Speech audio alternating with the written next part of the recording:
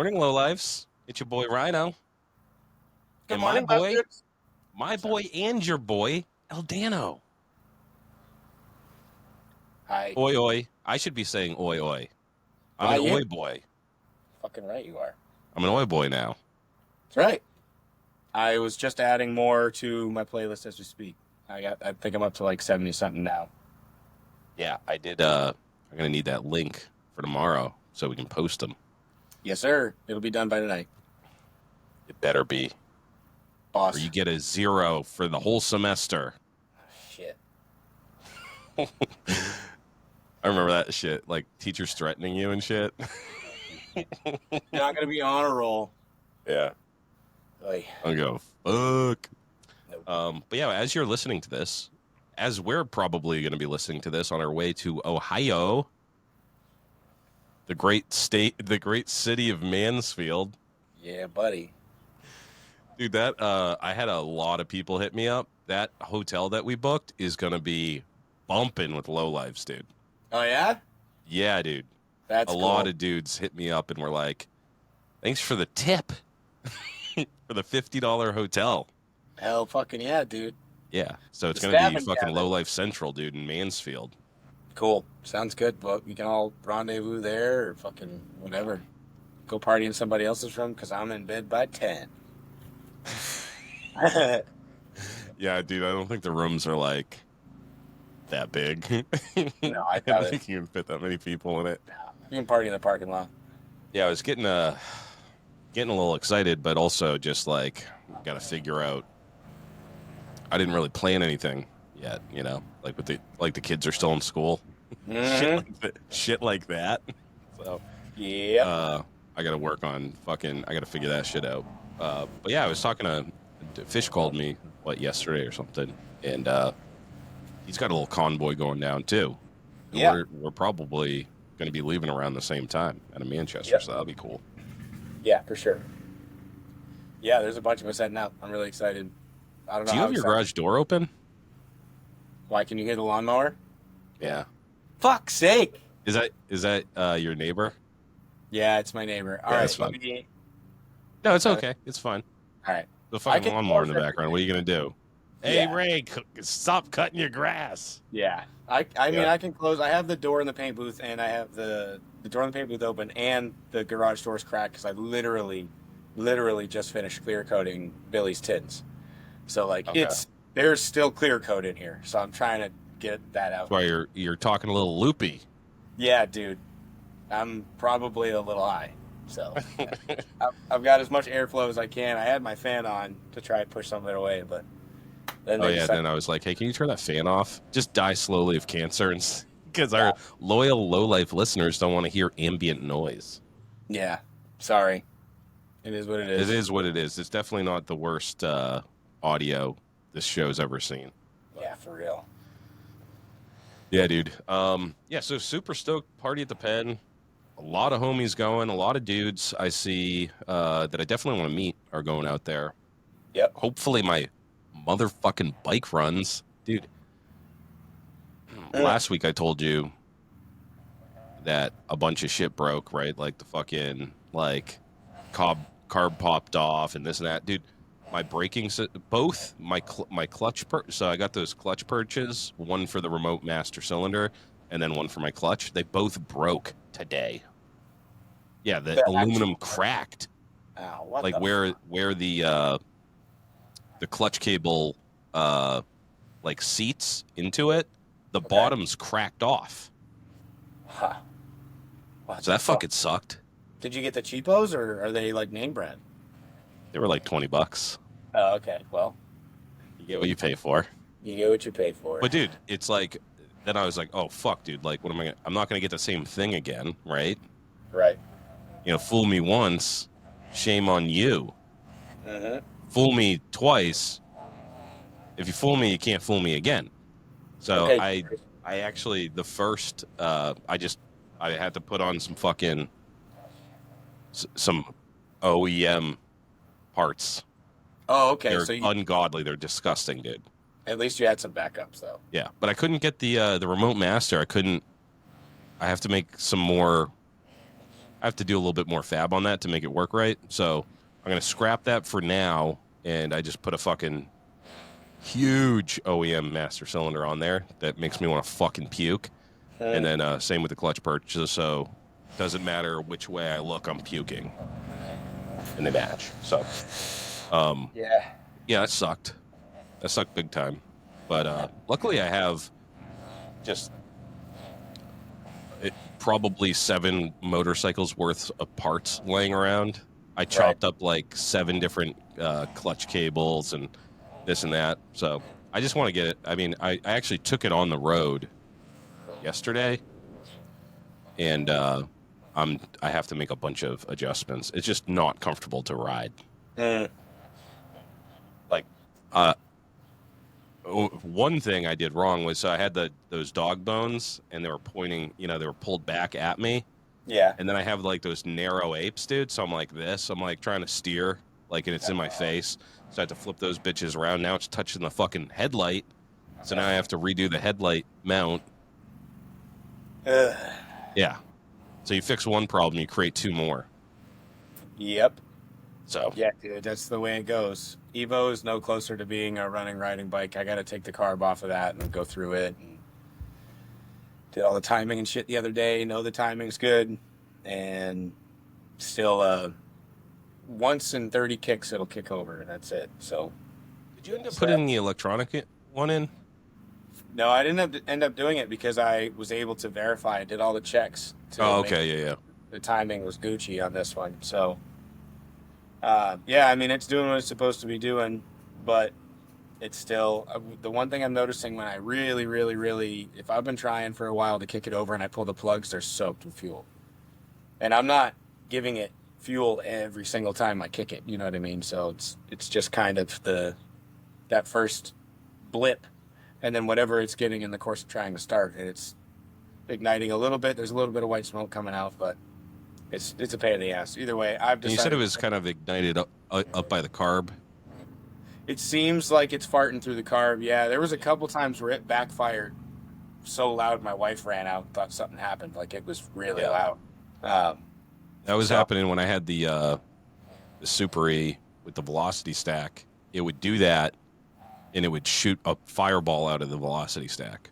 Yeah, for sure. So I'm leaning toward carb issue, probably too much fuel. The plugs that I took out of the motor originally after I bought it were pretty rich. Yeah. So I'm going to start with the carb, and hopefully that's all it is. I know it's turning the motor over. I know it's got good compression, and I know it's getting spark. So it's probably just drowning itself in fuel, hopefully. Yep. But I've decided I'm taking the scythe out to Ohio anyways. So as you're listening to this, it'll be in the back of the truck with Rhino's bike. I will have a little for sale sign on it or whatever with my cell phone number on it. So if you're out in Ohio, Party of the Pen, shoot me a text if you're interested in buying it. You gotten any nibbles, any interested parties yet? I had some people reach out, but it's kind of a lot of like, oh man, wish I could afford it. And I know, me too. Did you put it on Marketplace yet? No, I'm honestly, I'm trying to avoid that at all costs. I know I'm not in a position to really fuck with that, and I just need to sell it, but I want to ride it for a little bit while I'm out there. I'm not quite ready to get rid of it this very second, so I'm gonna bring it out there. If something hits and I come home without a motorcycle and a wad of cash, then cool, that works for me. And then that's just that much more. The Evo is in the hill climb show, the Deadbeat Hill Climb show, so it has to be running well enough to get there. So yeah, it's coming up quick too. That is also coming up quick. So basically, as soon as we get back from Party at the Pen, it's crunch time to get that motherfucker running. So yeah, because that's the next week. Well, it starts the next week, that Saturday, right? Bike week. The hill climb show is the 18th, and we get back the 10th. So yeah, the week following. Yeah, shit.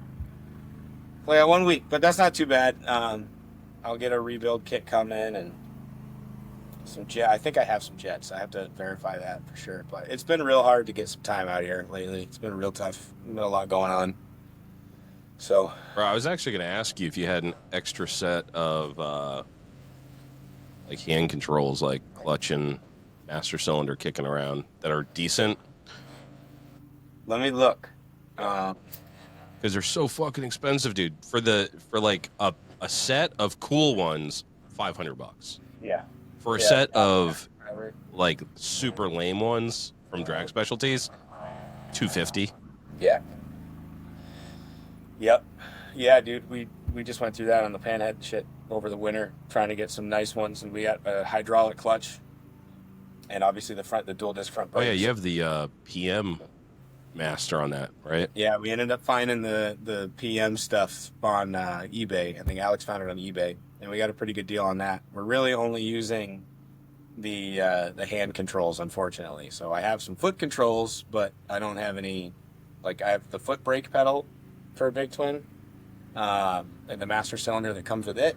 So I don't have anything front brake part that I am aware of. But let me see what I have for purchase. I might have a couple laying around down in the basement. Yeah, just let me know if you have anything that you can live without. I put these. I haven't seen OEM like hand controls in a long time because I usually just take them off and throw them in the garbage. But holy shit, dude, they are ugly as fuck, dude. Yeah, big and clunky. Yeah, they're huge. They're fucking massive, dude. So yeah, for sure. I might not even. Yeah, I don't know. I don't know what I'm gonna do. I just want to ride the fucking thing. So I figure if I get them on, at least I can ride it, and then squirrel away a few quarters, and maybe I'll be able to afford a decent set, or I can get that the remote master working again. Yeah. But yeah, it was so lame, dude. This is why I need an AC TIG machine. Yeah. For aluminum, because I would have I'm like, what am I going to do? Put JB Weld on it? I don't trust that. Yeah, no. Not with your brake. I mean, or even the clutch side. And it broke in the same spot. No, that's not going to hold, man. There's too much tension behind those. Yeah, because and that's what happened was, like on the brake side, basically I have a clutch cable that comes off that brake to actuate the remote master. Yeah. And I was bleeding the brakes. And it was kind of oriented, pointing down because I routed it a certain way, So as I was squeezing on that shit, it was just putting tension on it every time I squeezed it. Same thing with the clutch side, Yeah. I didn't give it enough slack. So I guess it's my own fault, but I did invent a new tool. Yeah, do tell. For brake bleeding. So we were talking about this the other day, or a couple weeks ago or whatever. Bleeding brakes just fucking sucks ass. And someone actually hit us up on Spotify, and they were like, "Hey, have you ever tried reverse bleeding?" And I have, with mixed results, but I did do that on the Softail, and it worked really good.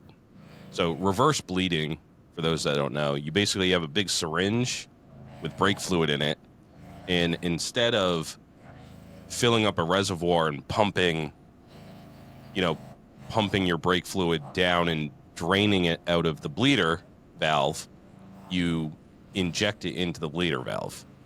And it works really great because it pushes all the air up to wherever it's going, right? So like you're not fighting gravity. The bubbles want to go up, so when you're putting, you're trying to fucking force them down, and they're trying to go up. So reverse bleeding works really great. Sometimes you take a face full of fucking .4 though, if you don't have it like loose enough or it's squirting out of the threads or some shit. But then I was like, I have one of those vacuum pumps, like the Mighty Vac, where you pump it with your fucking hand, and if you bleed your brakes that way, it's very inefficient. Like your hand gets tired, just constantly pump, pump, pump, pump, and then as you're pumping it, the fucking tube pops off. It's just a pain in the ass. So what I did is I bought a small vacuum unit like this. It's like that big. Okay. And I got some tubing and just like with the Mighty Vac pump, it's like the tubing goes into the cap, and then you have the bottle. So I just put this vacuum pump, I put it on the bleeder valve, right? Just like you would, like with a hand pump, like a hand vacuum, but you just flip it on, and it just goes. So you fill up the reservoir, and then you just crack it, and it sucks it out, and you can see your reservoir go down because it's actively sucking it out. It's not just gravity, right? And Right. it's not a fucking hand pump. And then it's so lightweight. You just sit there, you crack it, make sure your reservoir is always filled. In fact, I had one of those things that you can use for gas. It has a little petcock on it. I just filled that up with brake fluid, flipped on the switch, and cracked it, and it just bleeds through and it just goes into that bottle until no air comes out. That's sick, No man. stopping and pumping. Yeah, super cheap. I was thinking about selling it as a kit. There It are works so fucking good. there are vacuum pump operated bleeders out there, but yeah, I mean that's I could not find one, dude. really. I know An electric Snap-on one? has some shit. I've Yeah. seen pneumatic ones, and those are like huge, dude. They're typical. Like I see those a lot for like cars, Yeah. but I have not seen a vacuum like a small vacuum pump that's electric. Yeah, dude, making a kit. So if anybody has seen one that's out there on the market, let me know. I think I found one, and it's pretty expensive. Oh, really? Yeah. That's a hot tip. So I don't know. All right, so we already covered Party at the Penn East, June 7th and 8th at Shawshank Prison. We're going to be there, I guess, Friday through Monday, but we're going to be there all day Saturday, all day Sunday. Yep. We got the Yad passes, so I'm assuming we're going to be up early. And they have some after parties, sound pretty dope. Yep. So we're going to be out there partying. We got the whole fucking New England crew going, dude. A lot of New England homies. And a lot of motherfucking lowlives. And if you're feeling a little spicy, stop by our $50 hotel and see what fucking cracktivities are going on over there. I'm sure there's some shit going on behind the dumpsters and stuff. Yeah.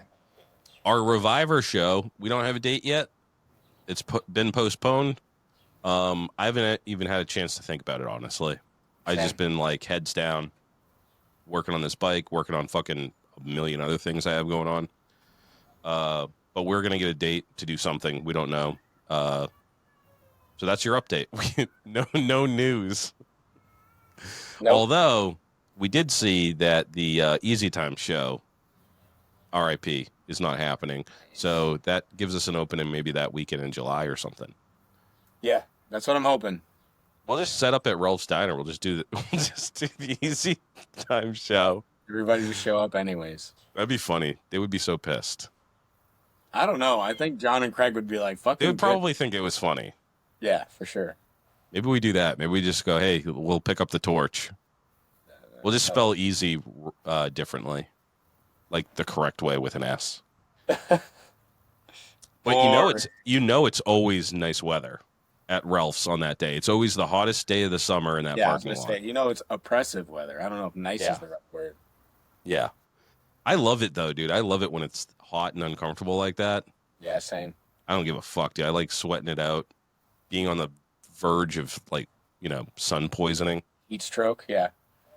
The other show that we got to announce, or not announce, but just remind you to go to is the Deadbeat Retreat, the unofficial Lowlife show. It's been a part of this show, as big a part of the show as any show. It's the New England, camp out. It's one of the only things like it, right? It's not like a bike show. They have bikes there, but it's about going camping and partying. And we're going to be doing a belly flop competition. I actually saw an ad for the Deadbeat Retreat, and heavily featured in the ad was the belly flop competition. Cool. Because it's so goddamn fun. You got grown-ass people doing belly flops, And that's what the Deadbeat Retreat is really about, is acting the fool.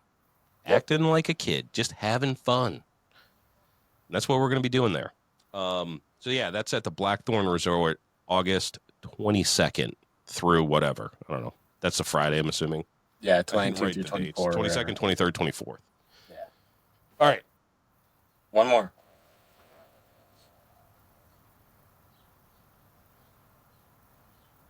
Which one? You there? Oh. I thought I lost you there for a second. There's one more I just wanted to put out. It's actually happening when you're listening to this. It's going to be happening in 2 days, June 8th. Queen City Motorcycle Meet. It's at Backyard Brewery, which is a really nice spot down the road here in Manchester. It is in support of the Manchester Firemen's Relief. 50/50 raffle, bike contest, food, drinks, music, and more. Unfortunately, we won't be there because we'll be in Ohio. But if we were here, we would most definitely be set up at that. So if you're sticking around the area this weekend and you got nothing going on, bring your bike over there June 8th and support. Who's putting that on? I Anyone we saw know? it from Ken Martin. He put it out, and I believe he is a Manchester firefighter. So I'm assuming, I haven't talked to him about logistics or anything like that, but we should definitely. I'll touch base with him and see how it went. I reached out and said, "Man, I'm so sorry we won't be able to make it, but I would totally be there if not." It's right down the road from my house, so very cool. I hope it happens again.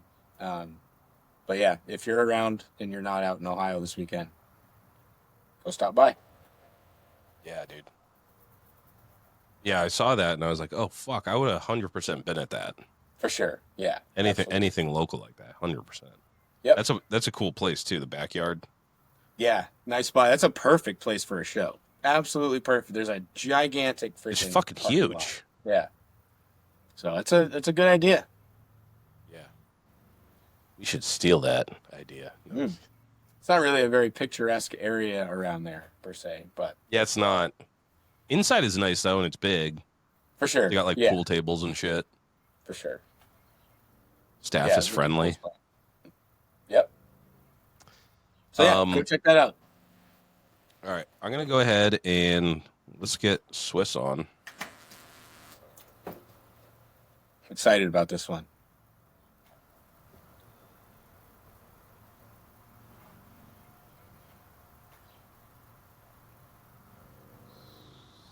And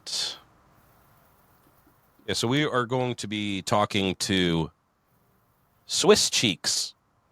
He's I mean, we've chatted over the years. I guess I knew he was from New England, but I was talking to him like a couple weeks ago or something, and I didn't realize that he's actually from like New Hampshire. Mm-hmm. He has a 603 number, dude. Oh yeah. And now he's in Pennsylvania. Yeah, he's New Hampshire through and through, though, for sure. Yeah. He used to work at fucking Pat's Peak. Yeah. Over by my house. Yep. So we're like, fucking, we got time. We got time to talk to an old fucking New Hampshireite, dude. Yeah, for sure. Not for nothing, too. Just outside of that, he's a legend, man. If you've ever been to Mama Tried or any of that stuff, he's out there. He's a big part of all that stuff. He's been around the game for a long time. Go on his Instagram and scroll back. Like, he's been in it for a long time. It's a super positive dude. I'm excited for this one. He's into music, like alternative music and shit. You know what I mean? Like hardcore and stuff. Been in bands, touring bands, all that stuff. This is going to be a good one. I hope you guys are excited for it. He's the perfect embodiment of the two kind of things we're trying to put together. Yeah. Hopefully it's a good episode because we're going to be listening to this on the way down to Ohio. We got 12 hours to go. The way that you drive, though, I bet we get there in 10. Well, it says 10 and a half from here. I checked again today. So yeah, I bet you get there in 10. It depends on how long you can hold your piss. Because I can hold it the whole time. Dude, I only drink stuff on the road so I can piss in the can and throw it out. I'm so excited about this road trip, dude. Yeah. Yeah, dude, it's been I can't remember the last road trip I went on that was this long. I don't know that I've ever done a real road trip. Like I'm actually going to bring my piss jug. It's a great idea, Ryan. Yeah, we're going to need piss jugs. Yeah. I have the one that I use for the show. Like, when I first started doing this, I was just pissing and refilling up the same cans that I drank. Oh, my God. And if you go back to Evo Jesus's episode, the one that we did with him, the Trey Bark Assassin, he caught me because I didn't mute my mic. I remember that. Now I'm an old salt now, man. You can't. I'm pissing right now. I do it silently. Like I do it like I do in the middle of the night, so I don't wake up the kids. Nice. Your old man piss. All right, we are joined with Daniel Swislowski. Holy shit, you got it right. First try. Nice. I was always wondering where Most of my the go for it. yeah, that's where the Swiss comes from. Yeah, I was gonna say I didn't know until you put your full, Christian Yeah. name there or whatever. That I was always like, what's Yeah, Swiss cheeks? Well, the Swiss obviously is my last name. The Cheeks comes from 2011 Warped Tour, a bus party that involved people bringing dildos onto the bus, and I'll leave it at that. And then the VIP manager for the tour stole my phone and changed my handle on Instagram to Swiss Cheeks, and I never changed it. That's funny. But now I get a mix of people that call me Swiss and a mix of people that call me Cheeks. So I answer to whatever. Well, yeah, that's a great story because Yeah. you don't get to choose your nickname. You don't get to choose your nickname. Yeah. No, it's given to you. Like even Swiss, I didn't get called that till my high school music teacher, because we had in the high school band we had like 15 or 20 Dans in the high school band. So he's just like, "You're just Swiss." Like, all right, that works. Yeah, dude, I didn't know that I was going to be in a Dan sandwich tonight. Yeah. You're welcome. Hey, it's a good name. Right. That's a good band name, Oh, Dan man. Sandwich. You guys should do Dan a Sandwich. collab. Oh, dude, what's that? There's one of those. There's one of those kind of like parody songs about a dude named Dan. Fish sent it to me. I'll have to look it up, and I'll let you guys know. It's wicked funny. Super Yeah, people, entertaining story. People always send me Ryan memes, trashing Ryans, because I'm a proud Ryan, Yeah. and not everybody thinks that way. I think that they're jealous. But Yeah. Yeah, It's just Ryan is a solid name. It is a masculine name, so I can see people being extremely jealous of it. yeah, Dan is a great name though because it rhymes with so many things. Yeah. Man, And you can can, use it. flan. Plan. I think it's flan, but Yeah. that, and you can't. Anybody's ever been named Dan, at some point gets sick of just the go-to Dan the Man. and yeah, Yeah, Dan At the some man. point, every Dan in their life has been called Dan the Man. majority of my life. Unavoidable. Yep. Have you seen the meme though, where it says, "So frustrating meeting a Dan who isn't the man," or something like that? I mean, we're the only ones that can truly get away with just wearing a T-shirt that just says "I'm the man." True. Bro. I like that. Well, I like my Dan's. I like a nice short name like that. Yeah. One syllable, dude. Easy to remember. Yeah. So where Yeah, where Then where get did all you these say people- Oh, Oh no. Hey guys, Sorry, go just a little disclosure here. There is a little bit of a delay that you're going to have to suffer through. There's nothing we can do. We don't invent the internet. I have no control over that, okay?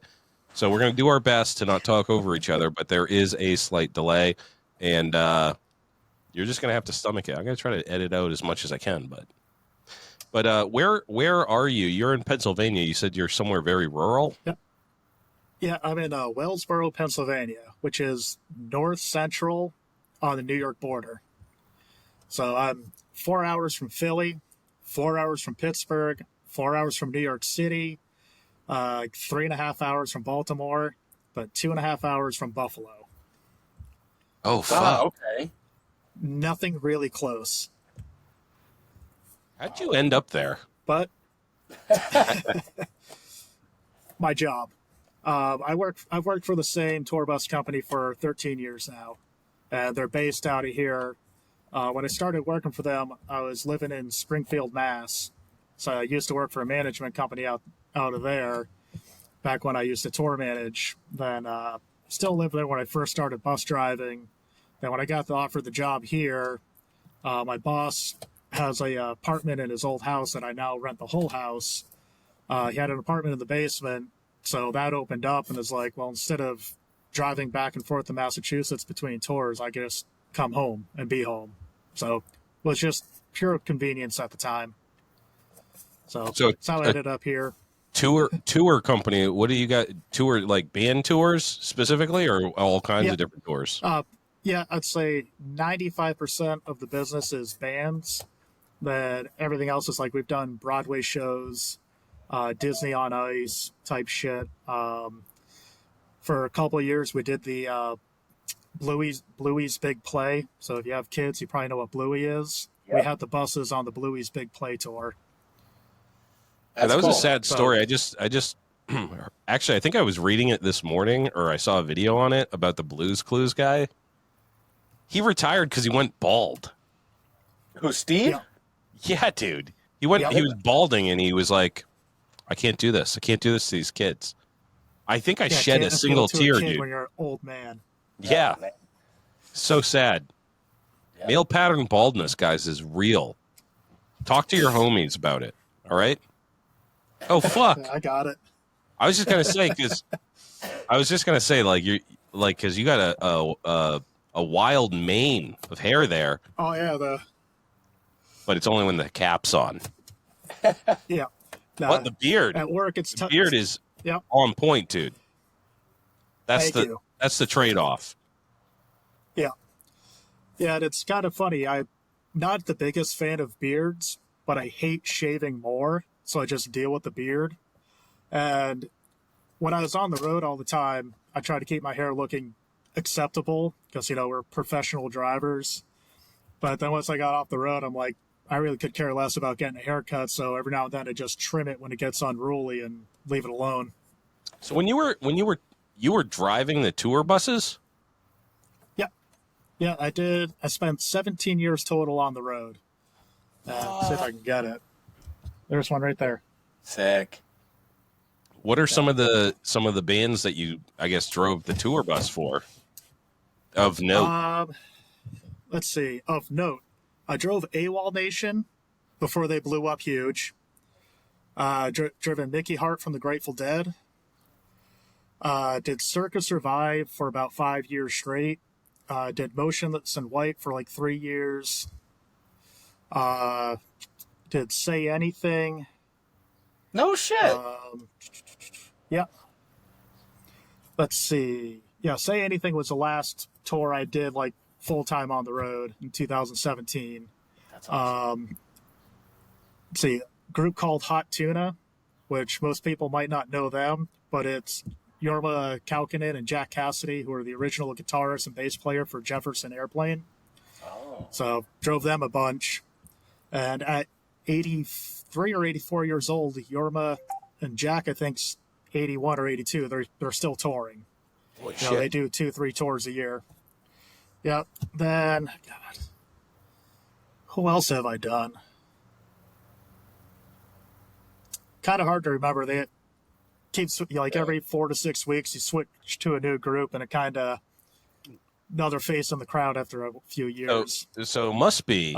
I'm just speculating here, but you must see some crazy shit touring with those rock stars, right? Yes and no. Like, it kind of, you got two ends of the spectrum of it.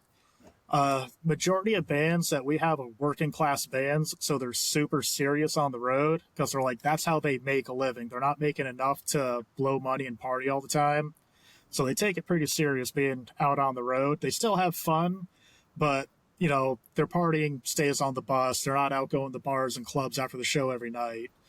But not to say that in my earlier days when I was a tour manager that I had two guys that had just gotten out of rehab clinics toss me a lot of cash and say, find us however much coke that'll buy us. So I've seen both ends. I did Mayhem Fest one year, and bus call, which is when everybody is getting on the bus ready to leave. I went on to a sponsor bus, which is one of the companies where they umbrella the whole tour with their big name. And I'm not going to say the name because I don't want to get anybody in trouble, but walk on, they got a chick bent over the, countertop in the front lounge, and they're all doing lines of coke off her ass. Sick. I'm like not talking like one guy, like I'm talking like 12, 15 people that ride on this bus, all just, you know, skiing the slopes, as you might say. Hell yeah. Oh Jesus. But a majority of the groups I got were kind of laid back, not too much partying. But I did a Warp Tour for a bunch of years. I think I did it 8 years total. And that's where the chaos that I saw happen, because every night the show ends at like 8. We're leaving about midnight, so they're just hanging out in a parking lot for 4 hours every night. They'd always have a big barbecue for all the bands when everything's getting loaded out. So that's when those guys, there's nothing else to do in a parking lot but party. And see some stupid shit on that. This one I will say names. I got to see the singer of Mice and Men, Austin Carlisle, hammered off his ass. He was hooking up with the ex-girlfriend of the old bass player for A Day to Remember, and they just started brawling in the fucking parking lot. And nobody did a shit. They just stood back like, let them fight it out. We're going to watch. No. But the most notable one, where it's been long enough, you guys familiar with who Johnny Craig is? Yep. Yeah. Back, I'm not sure what he's doing now, but this was back when he was a total mess. And he just, on whatever, wandered around a parking lot. This would have been in San Diego, 2011. Yellow Wolf was on the tour, and Yellow Wolf got fed up with him and just confronted him at this after party and just fucking slapped the shit out of him. And everybody's just like, oh shit. And the next day, Warped Tour Productions like going around trying to find witnesses, and everybody's like, we didn't see a fucking thing. Nothing happened. Oh, Nope. shit. He fell over. Yeah. Holy I shit. figured that was 14 years ago. We can talk about that now. Damn, guy. I'm Nobody gonna put talks, the everybody TMZ talks. logo up on this episode. We getting the T, boys. I like Yellow Yeah. Wolf. I'm glad he slapped the shit out of that guy. Yeah, I yep. don't know. Yeah, he was a nuisance all around, but on that tour, to the people on the tour, Johnny Craig was a pretty big nuisance where he was going through shit. I get it. You know, he was just kind of a little too much for everybody to handle. So he got put in his place. He behaved pretty well after that for the rest of the tour. I think he was just afraid of getting the shit beat out of him again. Yeah, it usually sucks to get the shit beaten out of you when you're acting like an asshole. Yeah. Because you Yeah. have the shame and the pain. You're like, I Yep, deserve yep. that, you know. Yeah, I've done it. Oh yeah. Dude, that's a fun job. It sounds like a fun job. Definitely an adventure. I mean, you get to see the whole country, and you get to. What are you doing? Do you get to go to the concerts and shit too? Or they're like you wait in the bus? It's a Nope. So we operate under DOT regulations. So during the day, the drivers get their own hotel room, so they're away from the bus, away from the concert, get plenty of rest. Because we're like most tours, you're leaving 1, 2 in the morning to drive to the next city. So when the concert's going on, the bus driver should be sleeping. But if you got like 2 days in the same city, you don't got to move the bus. Drivers will go to the concerts, hang out, watch the show. You know, which sometimes I'd end up on tours where like, yeah, I want to catch at least one. Then other times I'm like, I could care less about the band, so I have no problem just chilling out my hotel room, staying away from everybody. Yeah. Which they take offense to that, where you want to be like, I think your music sucks, but you can't tell them that because they're your boss for the time you're on the road with them. Yeah. So you're it's a doing polite, like "Nah, I third just-" shift, right? So like you're leaving, Yeah. and that's when you do the Oh, yeah. the most. So you're sleeping during the day, driving at night. Yep, almost all the time. Few bands, if they got, short runs between every city, they'll drive during the day. Or if you're on a multi-bus tour and you got a band bus, you'll usually leave in the morning because they don't got to be there till the afternoon. The crew will get there in the morning to start, rigging the stage and such. Yep. But very rarely I did that. I was usually, band and crew on the bus, or I was driving a crew bus. No Yeah, I shit. think the only time I got to do a band bus was Bring Me the Horizon tour, which was awesome, but also kind of like I only had 7 people on my bus, so like easy peasy.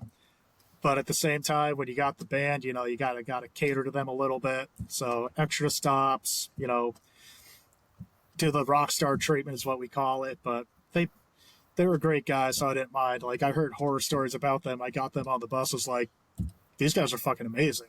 Like, I had no problem with them. Hmm. Yeah. So let's go way back because I want to like before. So you were in New England, so you're a New England boy. Yep. Did you grow up in New Hampshire, or did you grow up in Mass, or Yep. where? No, I was born in Derry. We moved to Concord for a while, and then we moved to Warner after my mom married my little sister's father. And we were living in the Royal Gardens apartments, and back in the 80s, it was a shithole of a place to live and a shithole of a place to raise kids. So they bought some property up in Warner, and then we moved to Warner, lived up there pretty much, for the most part, lived there until I was about 27. You know, so I was on the road so much, I just left my stuff at my mom's house. But when I'd go home, I'd just couch surf on friends' apartments and houses till I was like, I gotta find my own place. That's when I moved to Springfield. But yeah, most of my life was, you know, New Hampshire. You know, graduated Kearsarge High School, went to college at NHTI, went back to school to New Hampshire Community Technical College out in Manchester, did their welding program. So, Oh no shit. a lot of cool, interesting things. Like, definitely miss it up there, but what I left is like definitely need to leave for a while. Yeah. That was one of the biggest reasons I went on the road, where I was just kind of sick of New Hampshire. Yeah. How old were get you when you that. moved? When I moved, it was 27. 27. Yeah. Yeah. New Hampshire is like growing up in New Hampshire. You're like, I can't wait to get the fuck out of this fucking place. But now that I'm Yeah. older, I really respect it because Oh, yeah. you know, it's definitely an old man's game up here. But It is like growing up there. Like, we were in the woods on 10 acres. Our closest neighbor was like a quarter mile down the road. You know, dirt road. We could ride dirt bikes up and down the road without issues. You know, we fucking 10 years old. We're cutting down trees and splitting wood for firewood in the winter. You know, 10 years old running chainsaws. yeah, So, but when you're growing up there, I don't think you get the appreciation for it until you get away from it for a while. You're like, damn, that was a good life. yeah, Now, yeah. we definitely an unconventional upbringing, but at the same time, it's like, well, it did shape me into who I am. So one of how those did you where get in? definitely need to get back up there. How'd you get into I guess like riding and stuff? Because you said you had 10 acres. You had dirt bikes. Were you a dirt bike kid growing up? I really wasn't. So when my mom and my little sister's father got divorced, she got his dirt bike in the divorce. So my oldest brother, you know, basically got that. And he ended up being pretty good on a dirt bike, and he got into the racing motocross. So he fun. found this like junk. Yeah, he got on this junkyard like KX80, and he's going out there and keeping up with like, you know, people on 125. So this is when everything was two-stroke back in, you know, the 90s. You know, so they got him my mother got him I think it was a CR 125, and he fell in love with Hondas after that.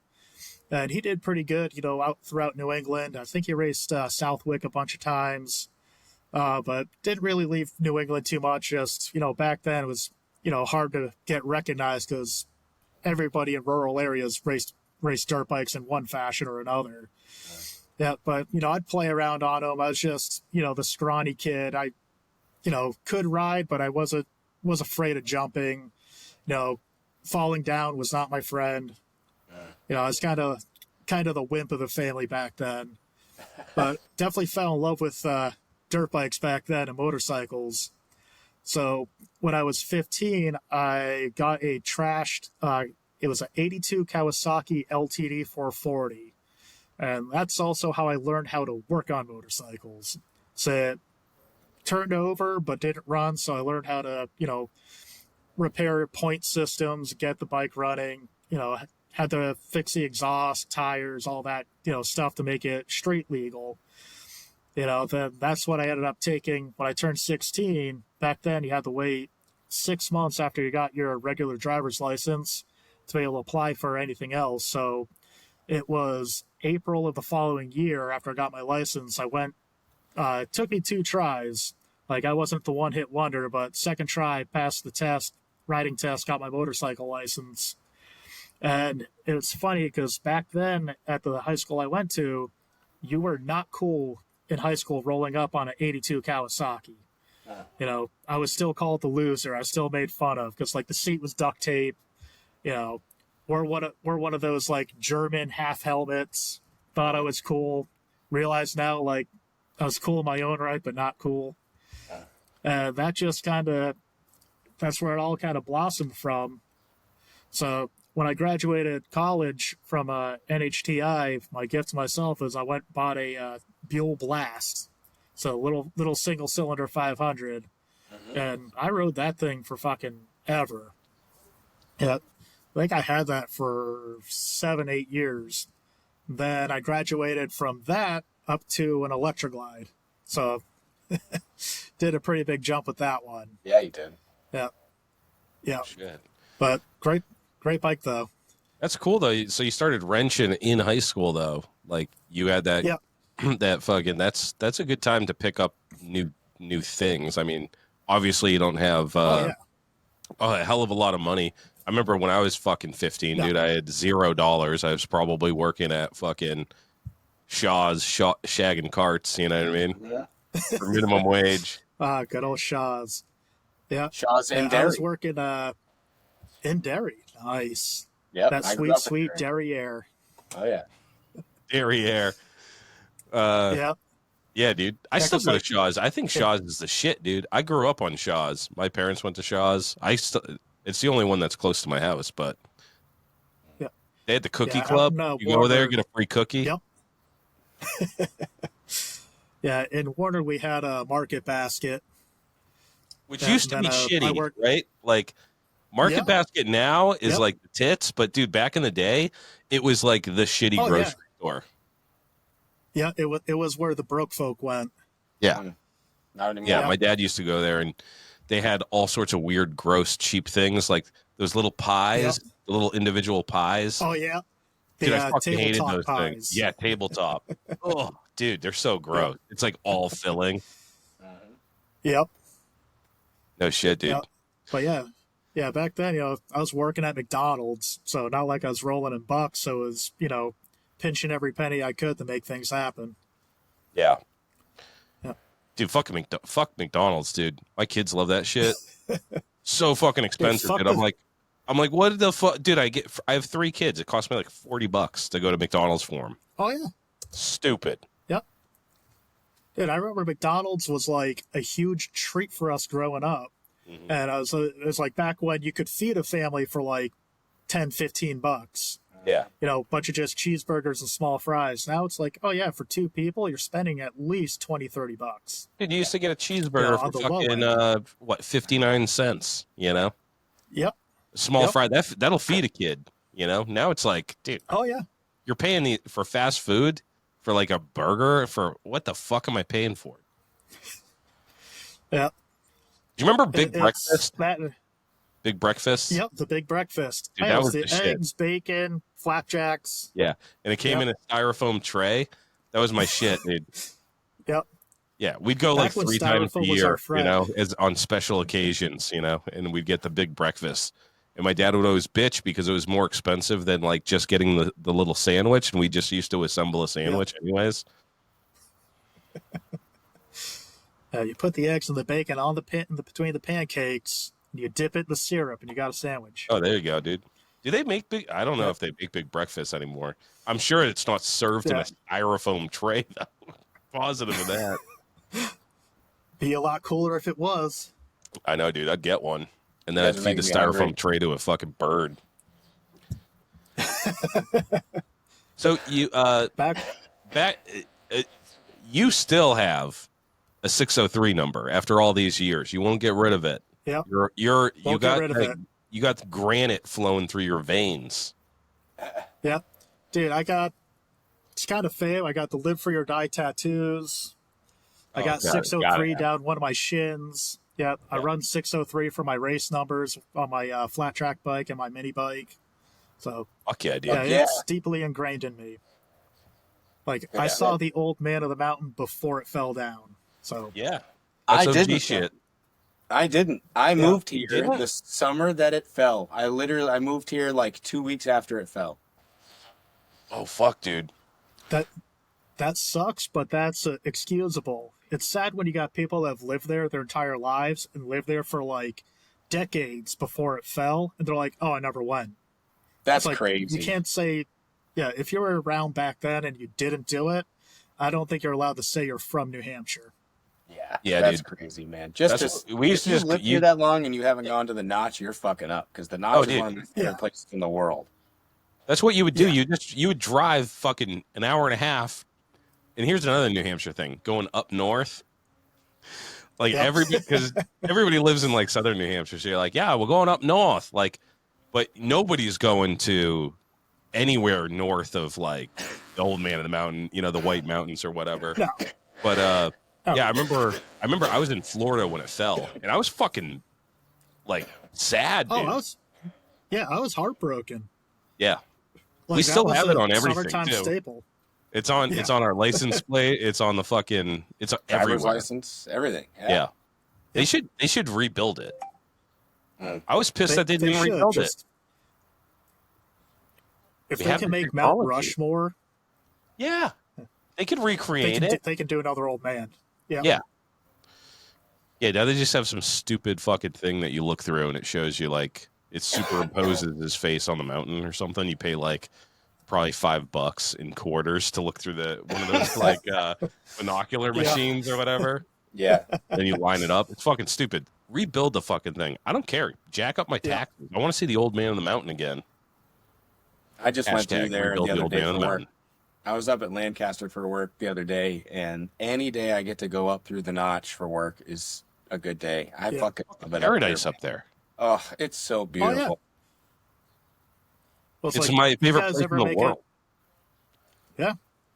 You guys ever go all the way up north to Pittsburgh, like Moose Alley? Yeah. Dude, love it up there. We like got to go snowmobiling up there a couple times, and it's just, you know, you don't realize how densely populated New Hampshire is with moose until you're up there, and you're like, oh, you can't go 10 minutes without seeing a moose on the side of the road. Dude, I've still never seen a moose.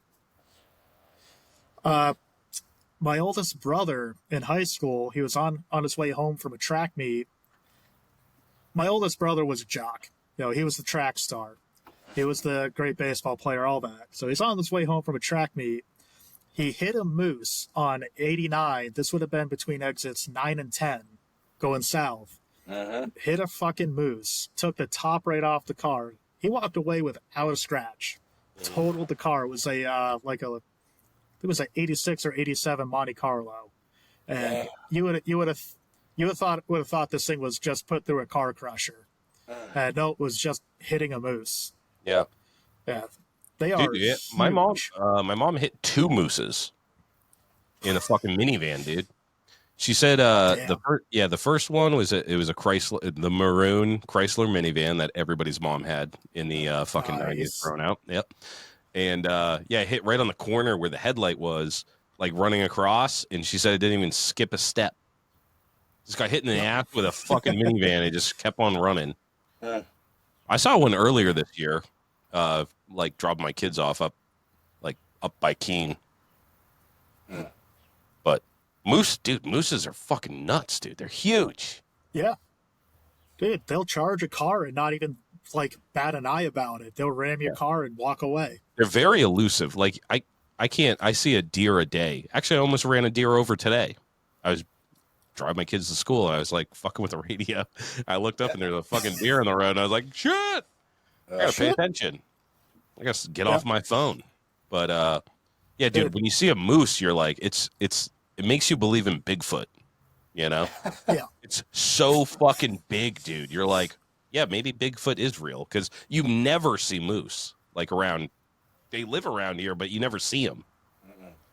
Yeah. Dude, talk to Truth enough. You will, if you didn't before, he will convince you 100% without a doubt Bigfoot exists. And it's fucking Truth? awesome. Big Truth. Yeah, I need let's some listen to them go convincing. on about anything. Yeah. Yeah. I used to be so into that shit when I was growing up, like aliens, Bigfoot, chupacabras. Like I wanted to be like a cryptozoologist, you know? But now I'm older and I haven't seen any of this shit. Never seen a ghost, never seen fucking anything supernatural. So I'm kind of like, I don't believe it until I see it. So if there's any spirits listening, fucking break some plates or show me something supernatural, man, because I stopped believing in Santa Claus, dude. It's sad. Have you seen we anything? know Santa Claus isn't real. Have you seen anything supernatural? I'd say yes. Can't confirm, but like where our house was in Warner, right up like our street used to be the main street in the town, and they literally packed up all the buildings and moved them to where like downtown currently is. But we're on a hill, and then at the top of the hill, there's an old like Civil War era cemetery. And I swear to God, you go up there at night and weird shit happens. Where you're hearing noises like next to you and things are not there that can make those noises. That was it growing up. But then, you drive around the country in the middle of the night. I definitely think I've seen things that are more than likely UFOs or at least some sort of aircraft that nobody knows about. The weird moving lights in the sky that can't really explain. Seen shit like that. Going down across like the Gulf Coast and like down into like the Panhandle of Florida that way. Definitely see weird shit down in that area. But can't confirm what it was, but I believe there is that shit out there, but I'm not one of those ones. I'm not digging deep into finding out what it is. But yeah, you see enough weird shit and you kind of let go of like, all right, it's not impossible. Yeah. And I've like heard a lot of here, reputable people, like reputable stories from people that I know closely. And so I know they're not lying, but at the same time, I'm like, did you really? You know what I mean? Like, could it have been something else? Yeah. Yeah, you listen to some of the old crazy people and you're like, all right, just go sit down and take a nap. Yeah. I still love I love a good ghost story and shit. And I love Big Truth podcast, all the paranormal stuff. I listen to these people. Yeah. And I'm kind of like, did you really see a Thunderbird? But then it's like some of them are really reputable and they're at the very least like I don't know, maybe some people have that gift or whatever, that they can see fucking ghosts and talk to dead people and shit. I don't know. Yeah. But I haven't seen one. Yeah, it's like nobody will know until there's 100% physical evidence where everybody goes, okay, it exists. But, I think at this point, ghosts, possibly, but you think, after how long humans have existed, there'd be some sort of physical evidence. All the weird animals and stuff. That's more of a possibility. The other thing about ghosts, too, it's always like, there was ghosts from like the 1700s. Like, you don't have any ghosts being like, oh, skibbity toilet and jumping out and scaring you, Like, where's the young ghost? Where's the contemporary ghosts? True. Well, we don't get a chance to haunt motherfuckers, dude? The ghost waking you up in the middle of the night to ask what your Wi-Fi password is. Yeah. Do you have games playing on your pranks phone? on you, dude? If I was a ghost, I would fuck with people, dude. I wouldn't be a serious ghost, I wouldn't try to help solve mysteries kind of ghost. I'd be like pranking people. Like when they're like pouring their coffee in the morning, I'd like pull down their pants and they'd be like, what the fuck? I'm not fucking with the cupboards, dude. You're getting pants. It's like the movie, Michael J. Fox movie, I think it was called Frighteners. Awesome movie, dude. He's basically, just a con artist using ghosts to do all his dirty work. It's awesome. I haven't seen That's that. such a good movie. That one's I own that movie. I haven't thought about that movie in probably decades, dude. But that was a good one. Yeah. It's kind of creepy. It's kind of they have like good special effects and shit. Kind of creepy. Yeah. Michael J. Fox. Yeah, definitely one of those ones. And he drove that old ass Volvo in it, where it's like of all cars to pick for a movie about, Ghost being just props in a big giant like Ponzi scheme. Oh, he's also driving around this old shit box like 1950s Volvo. Yeah. Like Yep. it just fit the movie too perfect. Yeah, I love a good ghost story. Yeah. What do you got behind you? What's this specimen? This is a dirt stir I've been building for 3 years now. Finally got it back on the lift, trying to finish it. Yeah, so yeah. It's coming up next weekend's the Happy Valley Rally, which is a bunch of dudes on basically off-road sportsters. They do the Backwoods Discovery route that starts actually right up the road from my house. You know, like Chicken Rick and Tim Stat head that up. And been trying to get it done to do it one of these years, but it's one of those finding time to get it on the lift between other projects or just doing my job. And then what sucks about this is my bike trailer, I keep a lot of parts in, got broken into like a month ago. So about half the parts I have for that are evidence for a court case now. So I'm like, well, gotta wait to get all that shit back. Fuck. They caught Or, like, the guy and they got the fucking shit back. Yeah, I reported it on a Sunday morning when I realized, hey, somebody got my trailer. They took the stupidest shit. They leave the bikes, which thank God, but they took like just random tools. They took like a box of mini bike parts and then like another box that had a bunch of parts for this bike. Then they took like my little hydration backpack that I use for when I do off-road racing. It was like, they caught him the day after I reported it behind the county courthouse that's in our town.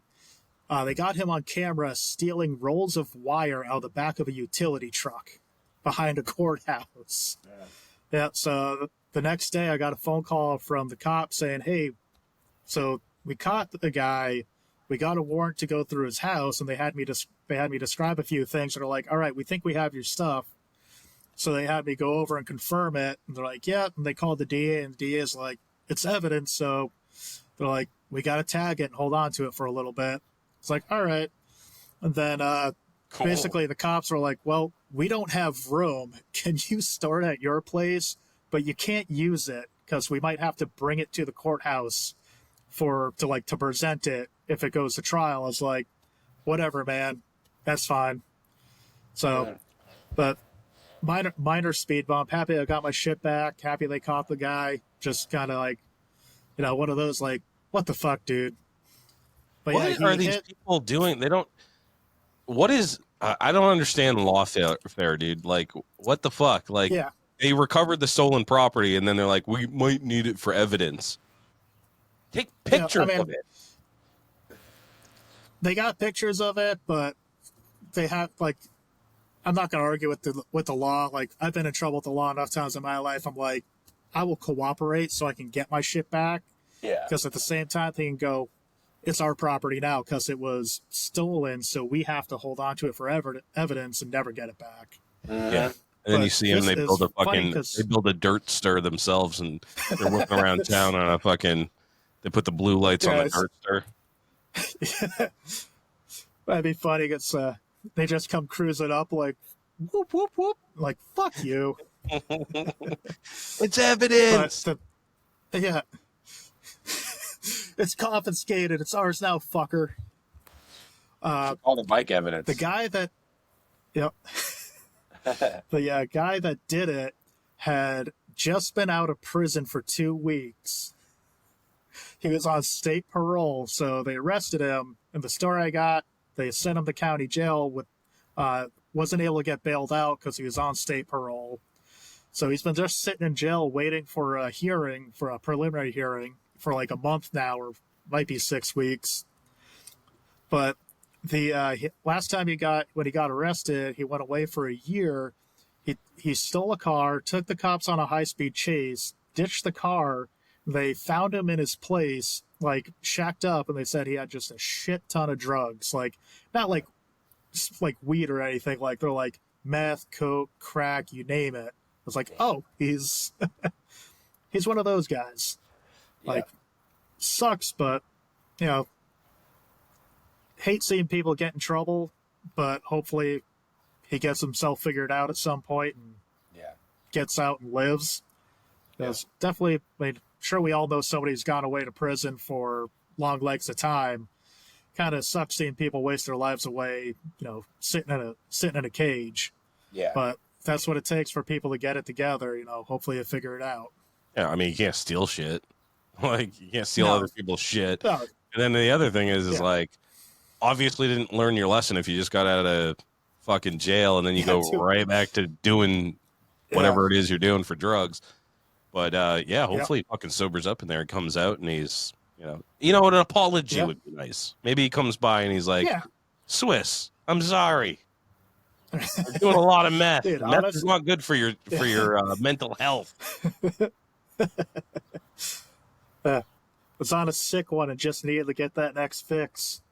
Yeah. I needed your water bag. I know, that's a weird thing. Here's your backpack back. I understand the tools. Like I have a couple of buddies who their shit gets they lost a lot of tools. Those things you get a bag of tools, you go to a job site and you're selling those fucking Milwaukees for fucking $20-$50. Oh yeah, I'd buy one knowing it's hot. Yeah. I'd be like, yeah, give me that, dude. Yeah. People aren't gonna ask questions. No. Yeah. You just give me Swiss, tell us about getting into music, because I know you've been in a bunch of bands and shit. Tell us about that. So, as I said earlier, I was in the high school band. I play the flute. And insert flute jokes here if you want. But, kind of always was drawn to music. My mother played piano. She made all of us pick an instrument, start learning in junior high. So both my older brothers played trumpet. I don't know why I picked the flute. I just didn't want to play the trumpet, so picked the flute.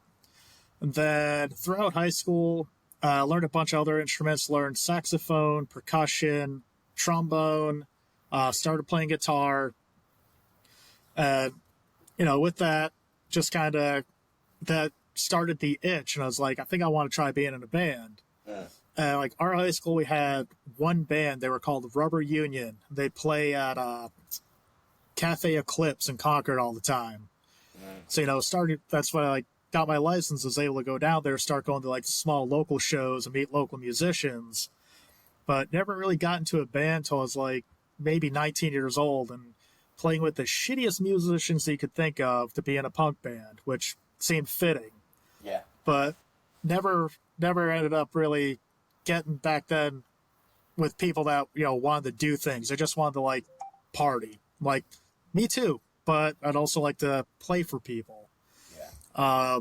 Then one of the girls I was in college with said, you got to meet my friend Jason. He lived over in Hopkinton.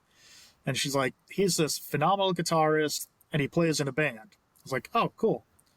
And then hold on, just one question. Yep. Were you playing the flute in these bands? Like, were you doing Jethro Tull shit? No, in the punk bands, I was just playing guitar. Okay. Would have been a cool idea. Are you like self-taught with guitar, or how'd you pick that up? Yes.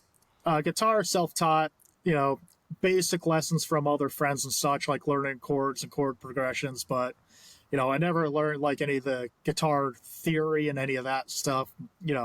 Once I learned how to play basic chords and power chords, I was like, I don't need to know anything else. Good enough. Like, I got this figured out. Mm-hmm. Yeah, good enough for punk rock. Yeah. So, my friend Anna, who wanted me to meet her friend Jason, who was in a band. She worked at it was a Chinese restaurant in Bow, and she was a bartender there. So I went there one night, and she said, "Oh, my friend Jason's coming in." And so he comes in, and she introduces us. And I'm like half in the bag at the time, and he's like, "Yeah, we play metal." I'm like, "Fuck metal." And he was like, "We need a bass player. I don't care if you like metal or not. Come check us out." And I went to one of their practices, and they like blew me away with how talented these guys are. It's like, where the fuck have you been for like the past 5 years of my life? Yeah. So, like, I didn't have bass equipment. Jason did, so he loaned it to me. So, he helped me learn all the songs because, like, 2 weeks later, we played a show at the bomb shelter. No shit. I think it was just like, just a bunch of local bands. But basically, they did a local show to try and pick bands to open for Madball a few weeks after that. So, my second show playing a real venue, I'm with these guys, barely know these songs, and we're opening for Madball. Holy fuck. Which I was like, that's fucking awesome. Dude. Yeah. And then, so we just kept growing steam with that band. That band was called Below the Rise. Trying to come up with a band name. Basically, they're all arguing over it, and I just went and said, that one sounds the least shitty, so we'll just go with that one because we got a show in like 2 days. So let's just roll with that or change it later. Yeah. So we played 5-6 years, couple lineup changes. Like the singer we had at the time ended up becoming the drummer. We found another singer who was actually in my first punk band, who he also knew Jason from growing up because he lived in Hopkinton for a while, and then he moved out by, the whole whopping 10 minutes out by me and ended up going to high school with me. But we played Bomb Shelter all the time, got a little bigger. We played the Dover Brick House like every Wednesday for like a year, which was pretty cool. Yeah, like there we ended up playing with like Agnostic Front. I think we played with Darkbuster there, which was interesting. That's sick. Yeah, metal band opening for Darkbuster. Oh. That's where I met Lenny. I became friends with Lenny. That was like old Lenny. Oh yeah! Shout out Lenny Lashley, the king. Yeah, fucking love Lenny. Yeah, he is an inspiration to tackle life as it comes and just keep fighting forward. 100%. Love that dude. Yeah, but then Jason and I wanted the tour. Nobody else really wanted to. So, like that band kind of calmed down a little bit, and I was getting the itch to get the fuck out of New Hampshire. So I kind of just started, trying to figure out a way to tour, even if it was just working for bands. So we went to the Nashua VFW to see Since the Flood play, and they were doing like a weekend run. So I talked to Dave Stobble, the guitarist. I was like, yo, I need to get the fuck out of here. You guys need somebody to sell merch for you. I was like, he's like, we can't pay anybody to sell merch. I was like, I don't want money. I just want to get out of here. He's like, talk to the rest of the band. He's like, all right, get in the van. So toured with them for a while. We did a bunch of cool tours with them. Because that was back when like hardcore bands, van and trailers playing like VFWs all over the country. Fucking, we played a body shop in Iowa, like broke as a joke touring, but it was so much fucking fun. Just sleeping on random people's floors every night. But yeah, they were supposed to tour with, first big tour I was supposed to do with them was going to be them opening for Ramallah. But Rob relapsed like the day before we left for tour and went into rehab like right away. So we ended up just going out on the road with the band Seven Star.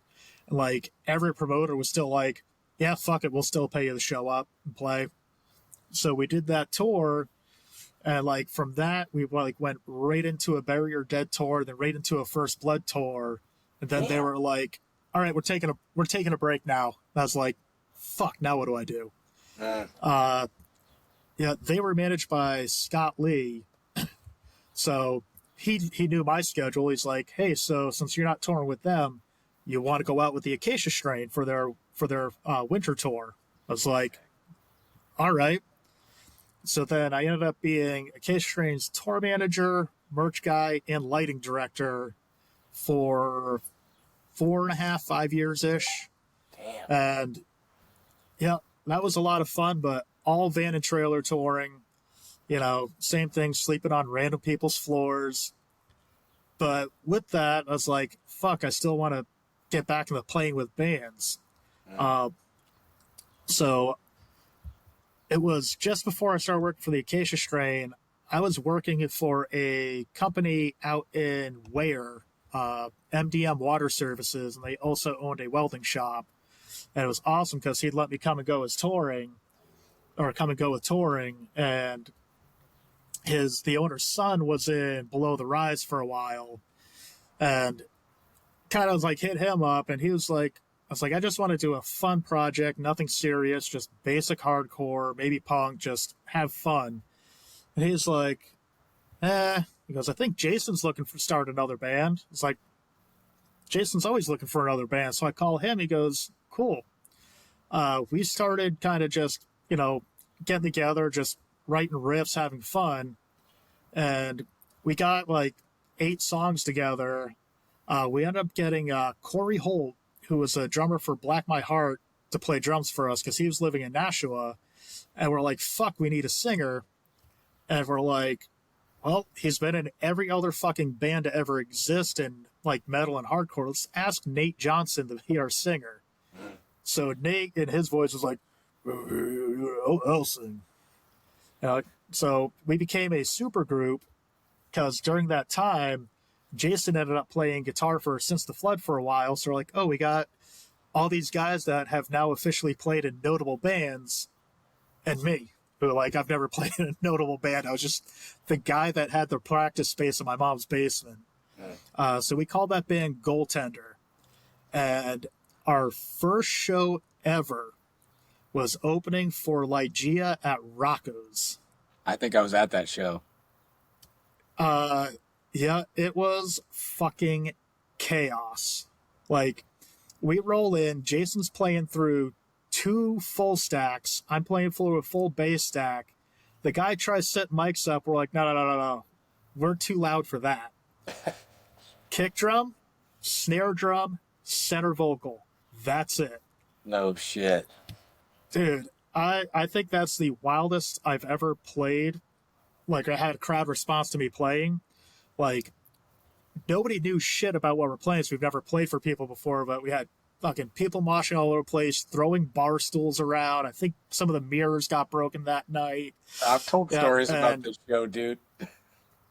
Dude, that show was fucking nuts. And then, and we opened, we're like band 1 of 6 or 1 of 5. Yeah. And we finish, and then there's Lygia going, how the fuck do we top that? I'm like, I don't know. You guys are the professionals. We're not even getting paid to be here. That's so sick, dude. Yeah. That's so funny. Yeah, that was fun. Then we played there a bunch of other times. We opened for Cock Punch there. Oh, that was funny. Punch. Cock Punch. Yeah. Yeah. Yeah, I actually was... they only did short tours. I toured with them one time. They thought it was funny. Like, let's get the drunk asshole to be our merch guy selling straight edge band merch. Yeah. True. Yeah. Vincent, the singer, was like, I'm gonna pay you in beer and just have you get drunk behind the merch table every night and sell T-shirts to straight edge kids. I was like, sick. Fuck it. That's my summer vacation. That's awesome. But man, yeah, that was such a good time in music around here, the Roccos. Oh yeah, that was like 2008 to 2010, 11. So good, man. Yeah, Roccos, like, fuck Dave, the promoter there. Yeah. He ripped so many bands off, but he put together some great lineups to have play there and got some great tours in there. For sure. But he fucked so many people over. Pretty much everybody that worked for him ever, yeah. Mm-hmm. Yeah, fuck that dude. But yeah, that Goaltender was the last band I played in. I think our last show was 2010 that I played with them. They did some other stuff without me when I was on the road. Nate ended up moving to Ohio. Corey, I don't know where he's living now, but he became a barber. He had a barber shop in Nashua. Yeah, Stay True Barbershop. Yes, that's what it was. Yep, Stay True Barbershop. And he also opened up another one in California, but I know his body's been jacked up. I know he had to get a bunch of surgeries. I think he sold them. He's still a barber, but I think he's out of the barbershop owning business. I may be wrong on that. Nate Johnson had a kid and disappeared into Ohio to be a dad. Jason started another band with a bunch of guys, American Burn. Okay. Yeah, they're like groove, sludgy, like hard rock. like comparable like Clutch type stuff. Okay. Yep. Good band, yeah, good band, but you know, their main inspiration was Scissor Fight. So, you know, straight up New Hampshire boys playing straight up New Hampshire type music. We tried to get them to play our motorcycle show, but they big timed us. Dude, that would be sick, but I'm sure they probably asked a pretty penny. We didn't ever actually. We didn't even end up get getting that hold of far. them. Yeah. That sucks. You're like, fuck you, scrub. I love the band names that you're spitting out. What is the best band name in your opinion that you've ever heard? Best band name? Like Cock Punch and Scissor Fight are pretty straightforward. And I wish they were still a band. See You Next Tuesday actually spelt out See You Next Tuesday because they wanted to name their band Cunt. But when they were getting ready to, you know, put out albums, nobody would touch them. So they're like, let's just call the band See You Next Tuesday. Like that. That's And a good one. so they're still, yep. They just kind of played with that. But you go into the metal realm, you got Anal Cunt. Yeah. Anal Cunt's a great band name. Yeah. I'm trying to think of some too. Yeah. Anal Cunt's pretty fucking good. Especially That's a good name to yeah, call Anal it Cunt's- too. that kind of like metalcore, especially that early 2000s kind of stuff. There was a bunch of really goofy, like what was the one? Oh, yeah. Chunk, no Captain Chunk, and fucking. There's a bunch of like wicked. What was the other one? I wrestled a bear once. Yeah, I wrestled bear Bunch once. of really weird Um, band names. Yeah. Yeah, then you got at the same time, like that was also the era for like absolutely shitty band names. Yeah. Like I think one of the shittiest band names I've ever heard was My Children, My Bride. Dude, I used to love that band too. And I will shit on that band because I tour managed them for one tour, Yeah. and it was absolute garbage. They co-headlined with the Red Chord, Oh boy. and the Red Chord blew them out of the water every night. No shit. Yeah. What was the name? My Children, My Bride? Yeah. Yes. And Yeah, my they were children a is. Chris. Go ahead. Oh, go ahead, Dan. My what's children that? is all one word, and my bride is all one word. Like on the album, it's. Yeah. wicked Oh. good. Yeah, that's gay. Yep. I don't like But that. they were Christian metal. I didn't Cool. know that I'm until like, oh, way cool. after. I had no Yep. idea.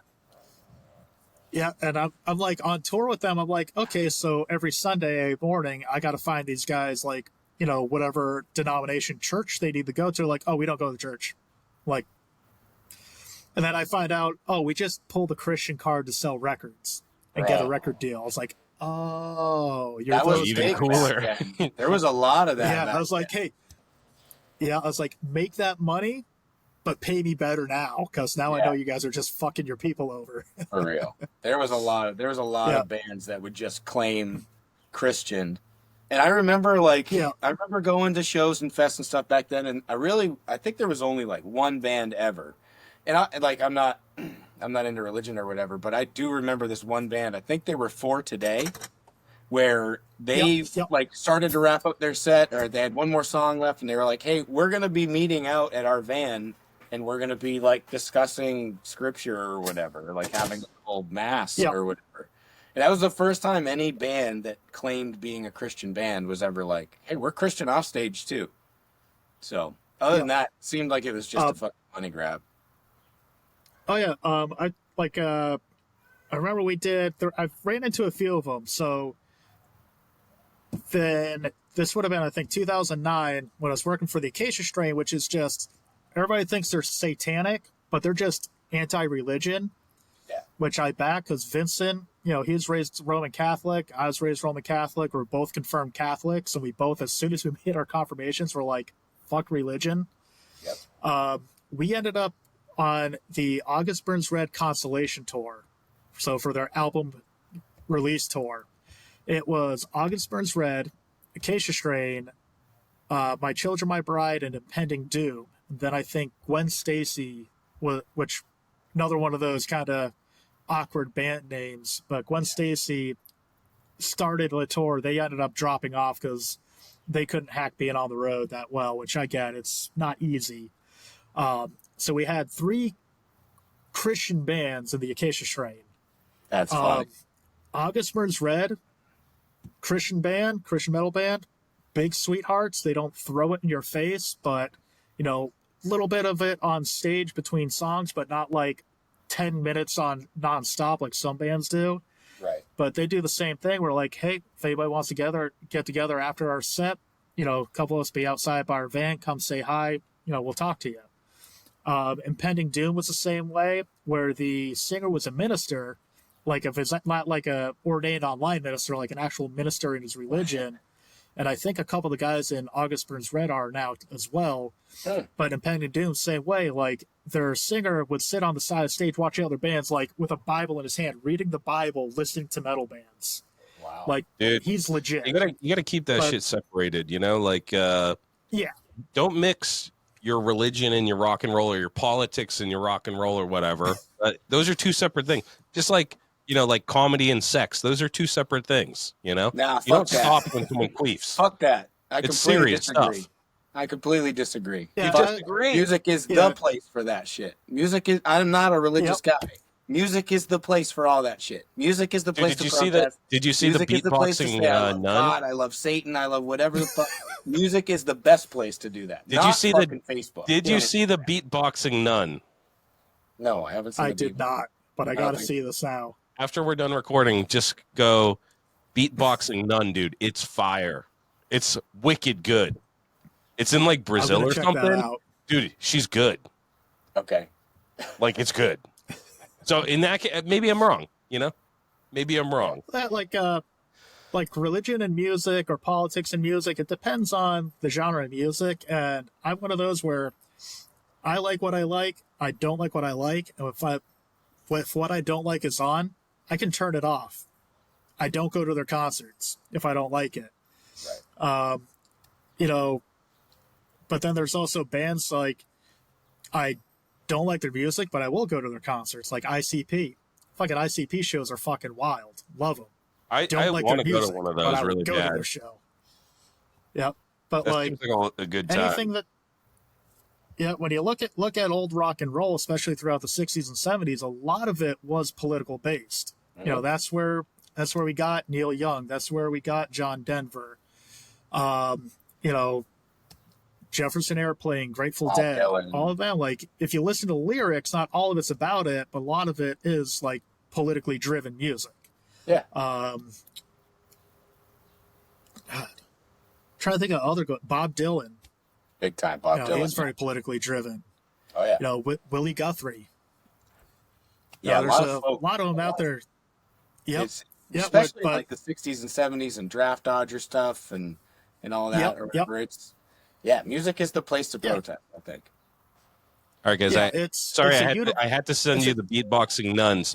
Let's just take I started a group on Instagram. It's so good. I'll check it We're out. gonna have to I will close out the definitely show check it with out. the beatboxing nun. But yeah, I don't know. Hey, here's the thing: is for me, like music, I like fun music. I listen to music for fun, or because I'm angry, because I'm sad, or whatever. I don't really like the politics in it, and I don't really like the religion. I've never been a fan of Christian rock. Yeah. I mean, or maybe I have, and I just didn't like realize I was listening to it or whatever. Yeah, I don't know. I think there was a Tom Petty quote, you know, that he was in an interview, and they're like, "Why don't you sing about like politics?" And he's like, "Why you want to sing about politics when you sing about rock and roll?" And I kind of like that kind of music. You guys like Tom Petty? No. You don't like Tom Petty? I like Tom Petty. Really? Nah. Show's over. No free balling. Don't like Tom Petty. I'm out of here. Nah, Yeah, no, dude. like, Dan, that's you're the off the best. show. I'm a Some of huge that Americana TP fan. rock, man, is totally missed on me. Tom Petty, like Bruce I know what I'm Springsteen. adding to my playlist next week. That's fine. It's not on me on my Fucking playlist. Heartbreakers, bro. I partied at Tom Petty's house in Gainesville. That was fun. Nice. Yeah. The best part about music is it's universal. Like, you're gonna find stuff you like, no matter what it is. You're gonna find stuff you don't like, and you just don't have to listen to it. Like, when I'm putting music on, that if I'm like doing a drive, trust me, I'm not putting on anything political or religious. I'm like, give me some fucking speed metal that's just fucking fast paced and keep me awake. You know, when I'm listening to punk rock, I'm really never looking for give me that political punk band. I'm like, I'm gonna throw on some fucking No Effects because it's catchy and it's mostly gibberish of fucking lyrics. They have some political shit, but it's mostly just making fun of life's existence. When you're driving in the tour bus, are you separated? Is there like a door behind you and you're in your own world and you like your own office, you can listen to whatever you want? Yes and no. Some buses have a door, some it's just a big drape that you pull across. But there's also usually a jump seat, so they'll come up, and when you're rolling down the road, there's no smoking on the bus, so they'll come up in the jump seat, you crack the window so they can have a smoke while you're driving. But it's pretty easy to figure out when they're all going to bed, because like I love loud music when I'm driving. Excuse me. But be respectful when they're up, they're finishing out their day, they don't want to be listening to loud music because they just finished playing a show or loading out a band or whatever. So, you keep it on low, and then when you think everybody's gone to sleep, that's when you just kind of slowly keep turning it up. And as you notice nobody's saying anything, you can turn it up as loud as you want. And when they're in the back in the bunks, they got a solid doorway with the road noise and such. When they're in their bunks, they're not hearing anything up in your driver's area. Yeah. But I've definitely been blasting music before and have like somebody poke their head through and be like, I fucking love this band. I'm like, oh shit, where'd you come from? Why aren't you playing our songs? Yeah. Oh, hey, kiddo. Yeah, I had a couple guys, like Circus Survive is forever one of my favorite bands I've ever toured with and driven, and their crew is amazing. And I just remember one night there was two guys that stayed up all night, and they like came up at like 6 a.m. I'm like, how the fuck are you guys still asleep? They're like, you kept playing bangers, we couldn't go to bed yet. I'm like, holy shit. That's awesome. I was like, and I played like, and it's funny because like I wouldn't catch them. I like Blood for Blood, Darkest Hour, like Slipknot, like not music that I would think that these guys would enjoy. Yeah. But then the one guy's like, dude, I used to go see Blood for Blood back in the 90s. I'm like, shit. Like, That's you're sick. a real one. That's fucking awesome. I was like, I got to see Blood for Blood's like second or third rendition like years later with like when Rob was out of the band. Yeah. I never got to see Blood for But Blood. yeah, I got to see them with Billy Biohazard, but I never got to see them with Rob. Yeah, at the Worcester Palladium. Hell yeah! I was gonna think say they played Palladium. Metal Fest one year. Oh, the Palladium was the best back then, man. I remember Scott started to do the New England, what was it, New England Metal Hardcore Fest? New England Metal and Hardcore Festival. Dude, that was so sick back in the day, man. I was in high school during that point, so that was like I got a lot of my music inspiration from shit like that. Is the Palladium? Is that like the theater? It's kind of they got like the balconies. Yeah. Okay, I've been there before. I saw Wu-Tang there. Yeah, they got the big floor that. Yeah, the floors like got different tiers. So they got your big like pit area in front of the stage, and then they got the balcony. They got the small stage upstairs. I went to a Wu-Tang concert. They kept on saying, "What's up, Boston?" Yep. And I was like, "We're in Worcester, dude." Yeah, and you get the right group up there, and they'll boo a band off stage if they say "Welcome to Boston" in Worcester. Oh fuck yeah, dude! I actually worked at the Palladium as a stagehand, and then as a stage manager, then later a day of show rep for like between tours because I was working for Scott Lee, so he's always the one when I was home. He's like, "Come work a show. You make $20 an hour to load bands and hang out all day." Like, all right. Metal Fest weekend always sucked because we'd get in at like 6 a.m. and by the time we're done loading out the headliner, it was like between 1 and 2 a.m. and we'd have to be right back at 6 a.m. the next morning. But they'd always get us hotel rooms at one of the hotels across the street, but other people are doing their nefarious stuff, and I'm just sitting there like chugging coffee and energy drinks to try and wake up and unload semi trucks at 6 in the morning. Fuck. Yeah, but like even with that, it's like getting paid to see some of those great bands. Like we had Megadeth headline one year at the Palladium. Yeah, that was when they were doing the Gigantor. But all the greats, seeing like can't tell you how many times I've seen like Kill Switch headline there. Hatebreed played, had them headlining. We had Motorhead there one year. Yeah. Yeah, Are Metal you Fest petting was a dog? always great because. What's that? Are you petting a dog? Oh Very nice. my god! Who we got here?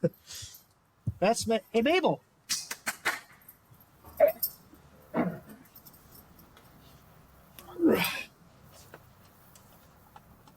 Oh, she's so Oh, fucking puppy. cute. This is Mabel.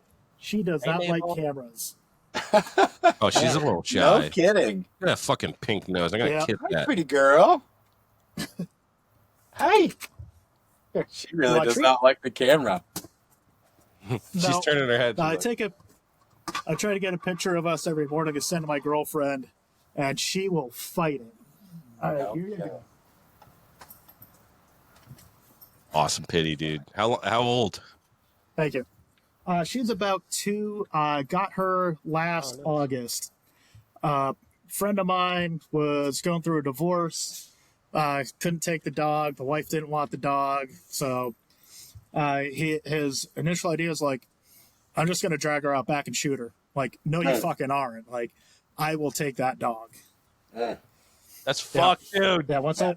That guy's a Yeah, I maniac. was like, no, I was like, dude, it's a sweetheart of a dog. She's housebroken. She was fixed, up to date on all her shots. I'm like, dude, put a post up online, and within a few days, somebody will take that dog. Yeah, but I had a feeling he may have been more of a, I want to have the coolness of owning a pit bull. And then when it came time to raise and take care of a pit bull, he was like, oh fuck, I got to take care of a pit bull. It's like, Yep. I've had 5 pit bulls. Yeah, she's my 5th pit bull that I've had. And like, especially when they're young, they're very, very attention hungry, and they have very bad separation anxiety. So you gotta learn to work with that. So like, when I'm at work, when I first got her, it was like, shit ton of toys, put the shoes up on a shelf so she can't get to them, and have a shitty couch, because the pit bull, when they're puppies, will find a couch to chew on. Yep. They're very capable And dogs. she's been They can chew. Yeah. They can jump. They can fucking. They're stout, dude. That's they yeah. do some damage. They're not used to living in houses. No. She's great, friendly. Like, anybody that's brought their kids by here, she's walks right up to the kids, just sits down in front of them, wants to say hello. She doesn't like get aggressive. The only people she barks at are the delivery guys until they say hi to her, and she just stops.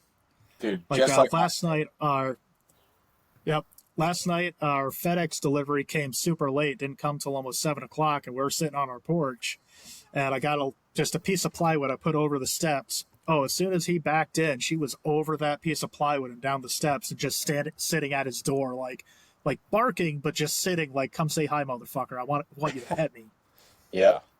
Yeah. There's delivery drivers. They go to these houses. They don't know if it's friendly or not. No. And some Yeah. dogs are not friendly. And I've seen dudes like No. run. You Yeah. know. Oh yeah. Oh yeah. Well, it's like I know there's like I've met dogs where if they're in their house or in a fenced-in area, they are on guard Yeah. unless their owner's around. But the minute their owner's around and their owner opens up a door, opens up a fence, calm as shit. They're like, okay, they're here. I don't have to do my job as a protector. Yeah. I have guard goats.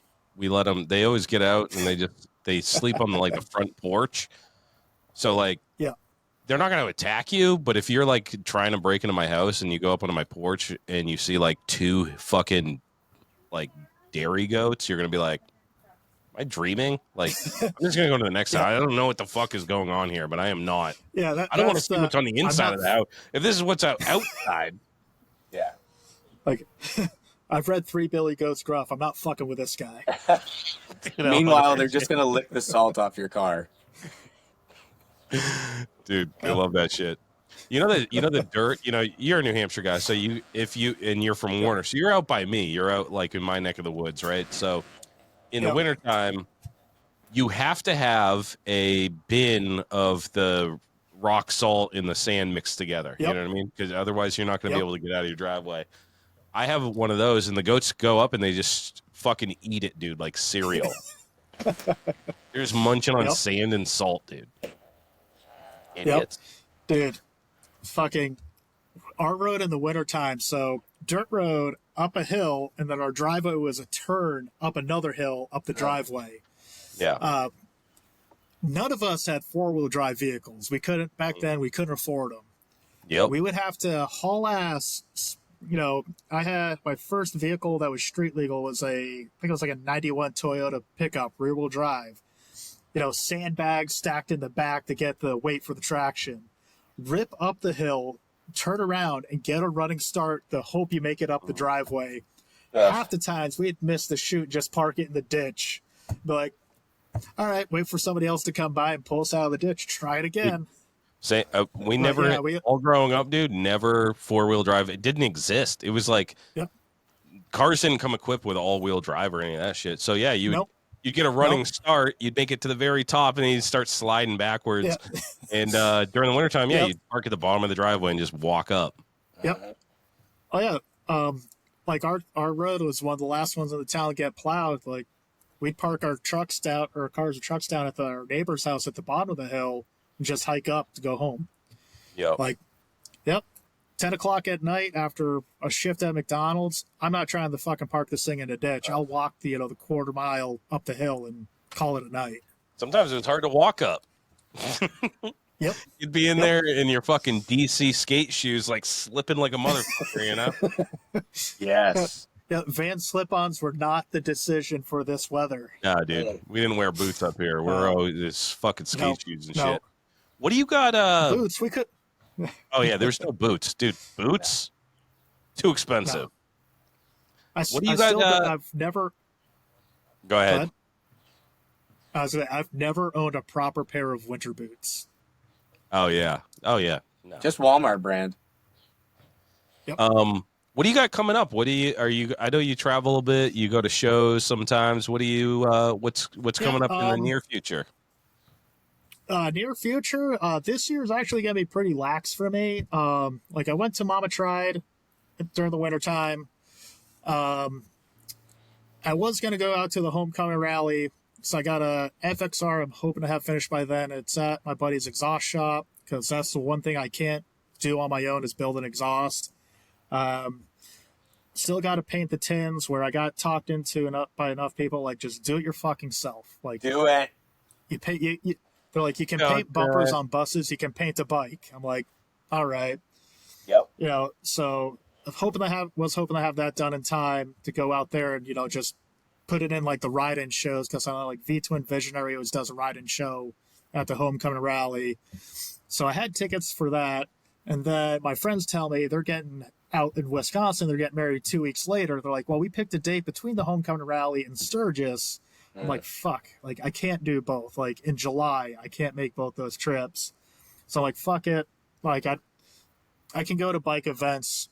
My good friends, I'm only going to see them get married hopefully once.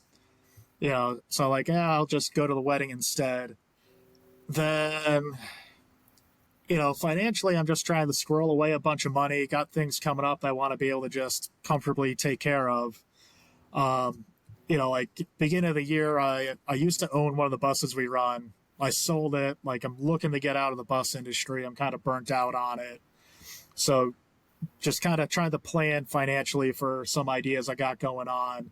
Potentially, might be making a move to the Midwest.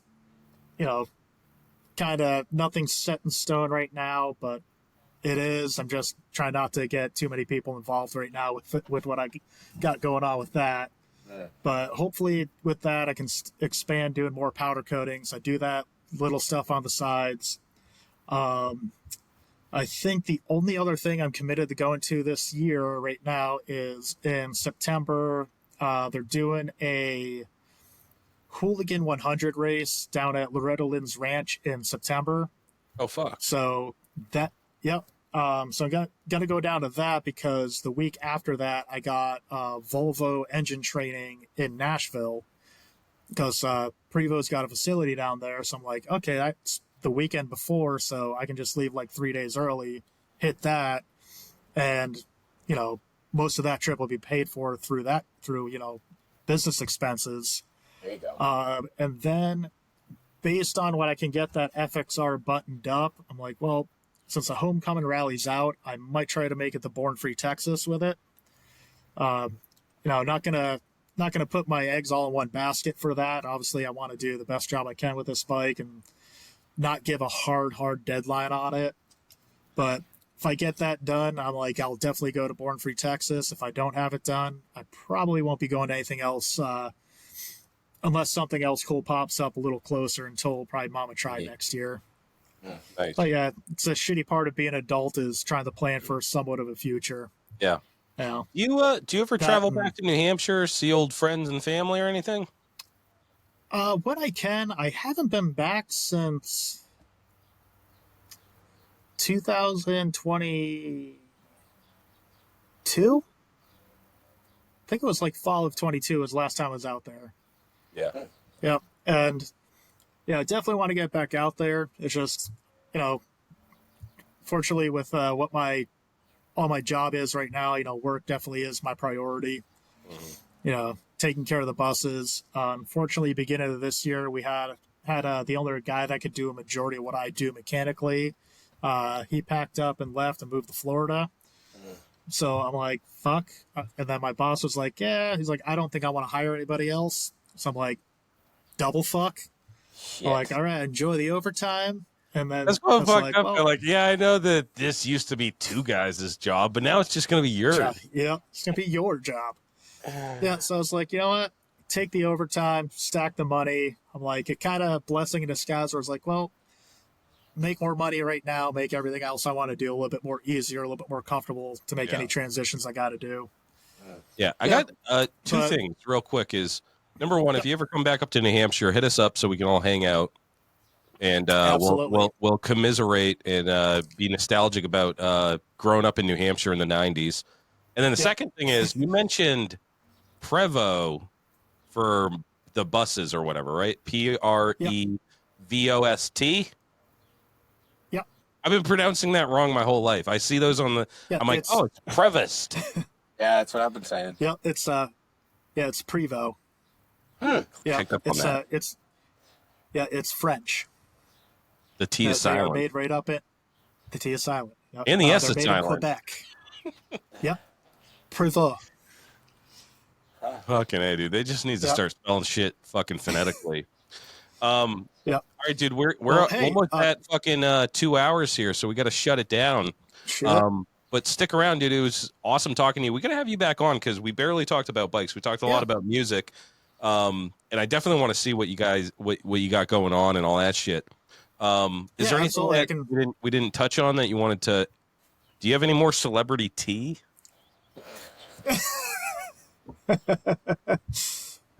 like who accidentally OD'd on my bus one time? Oh fuck!